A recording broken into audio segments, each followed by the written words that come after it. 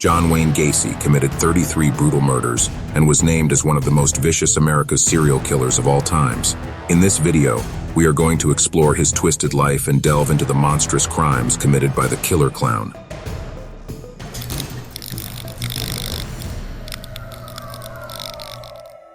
John Wayne Gacy was born on March 17, 1942 in Chicago, Illinois. He was the second child of three, born to John Stanley Gacy and Marion Elaine Robinson. Gacy had a difficult childhood, as his father was known to be an abusive alcoholic, and he would often physically and emotionally abuse his son. His mother tried to protect him from his father's wrath, but her efforts were not always successful. Despite the tense relationship between Gacy and his parents, he would often visit them and even move back in with them for short periods of time. However, their relationship remained strained, and he would eventually go on to commit some of the most heinous crimes in American history. John Wayne Gacy's school years were filled by troubled experiences that would leave a lasting impact on his life. Despite being a bright and intelligent child, he struggled to stay disciplined and keep up with his studies, often suffering from health issues that kept him away from school.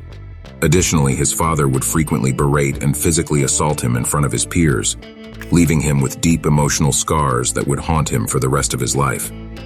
Gacy was never able to graduate from high school, though he did pursue higher education by attending a business college later in his life. The difficulties that he suffered in his school years and the tumultuous relationship with his father formed him, and may have contributed to his inability to build healthy relationships, his tendency towards the dark, and his violent fantasies that would eventually lead to his horrific crimes. Gacy had a varied professional life throughout his mid-ages. After business college, he worked as a shoe salesman, and also at some point he was employed as a manager in a big fast food restaurant. His professional life was a fascinating mix of hard work, business acumen, and community involvement. He eventually started his own construction business, which he ran with great success for several years. Gacy had an evident ability to take on complex projects and manage a team of skilled workers, but he wasn't just about business. He was a dedicated member of the Jaycees, a leadership training organization, and was even involved in community service. His love for politics was also well known, and he was a prominent member of his local Democratic Party. But Gacy is perhaps best known for his alter ego, Pogo the Clown. He would often dress up in a clown costume and makeup to entertain children at birthday parties, charity events, and other gatherings. Gacy himself seemed to enjoy entertaining others as Pogo the Clown. He would even perform at local hospitals and visit sick children, earning him a reputation as a charitable and giving member of his community. But even with all of his accomplishments, Gacy was a man with dark secrets. John Wayne Gacy's married life was not without its own peculiarities and tragedies. Gacy married Marlyn Myers in 1964, and the couple had 2 children together. However, their marriage was fraught with tension and ended in divorce just 4 years later. Gacy's second marriage to Carol Hoff in 1972 seemed more stable, but it was not without its own dark secrets. Hoff stood by Gacy's side throughout his trial, but after his conviction, she filed for divorce and changed her name and the names of her children to escape the notoriety associated with her ex-husband's horrific crimes. In 1972, Gacy committed his first murder.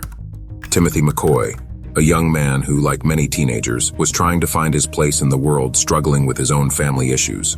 On January 3rd, Gacy managed to lure McCoy into his car while he was waiting at Chicago's Greyhound bus terminal. First, they went sightseeing around Chicago, and then he drove McCoy back to his home where he would spend the night before leaving again for Nebraska. The next morning, Gacy woke, and as he claimed, he found McCoy in his bedroom holding a knife.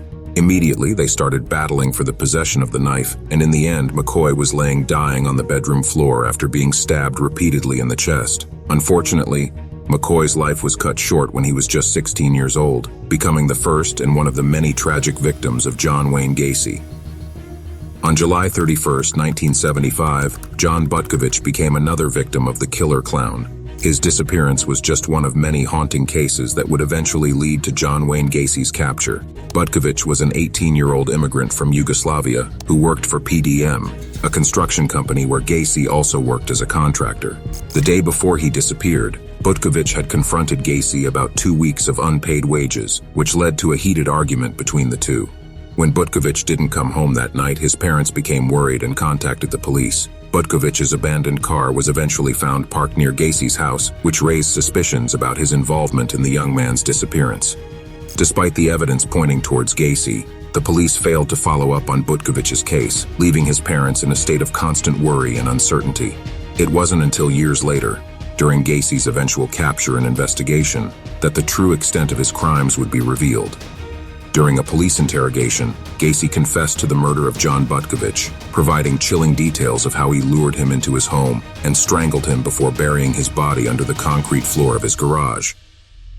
His modus operandi was to lure his victims to his home with promises of a job or money, and he usually used his clown persona in order to gain the trust.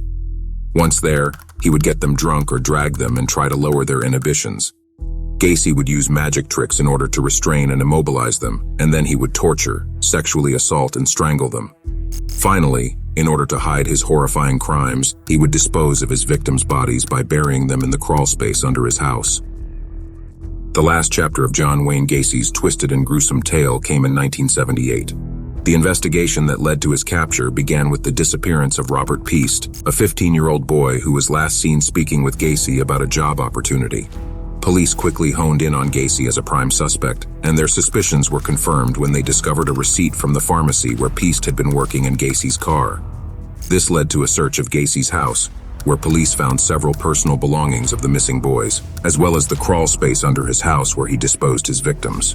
The eerie discovery of human remains in the crawl space sent shockwaves throughout the country and cemented Gacy's status as one of the most heinous serial killers in history. John Wayne Gacy's trial was a dramatic and emotional affair that gripped the nation. The courtroom was packed with onlookers, journalists, and family members of the victims who anxiously awaited the verdict. The prosecution's case was built upon a mountain of damning findings, including DNA and forensic evidence that linked Gacy to the crimes, as well as chilling eyewitness testimony from survivors who had narrowly escaped Gacy's clutches. The defense team attempted to paint Gacy as a mentally ill victim, but their arguments fell flat in the face of the overwhelming evidence presented by the prosecution. The trial was marked by tears, gasps of horror, and outbursts of anger as family members of the victims came face to face with the man who had taken their loved ones from them. In the end, the jury delivered a resounding verdict of guilty on all 33 counts of murder, and Gacy was sentenced to death. The case of John Wayne Gacy is one of the most notorious and shocking in American history. His heinous crimes had a profound impact on the families of his victims and on the community as a whole. The media coverage of the case was intense, and the public was horrified by the extent of his depravity. After his conviction, his house was demolished, and on the 10th of May, 1994, Gacy was eventually executed by lethal injection, and his story now serves as a reminder of the darkness that can lurk in the hearts of even the seemingly most ordinary people. Thank you for watching, and if you enjoyed this content, please subscribe to our channel for more true crime stories. Until next time, stay safe.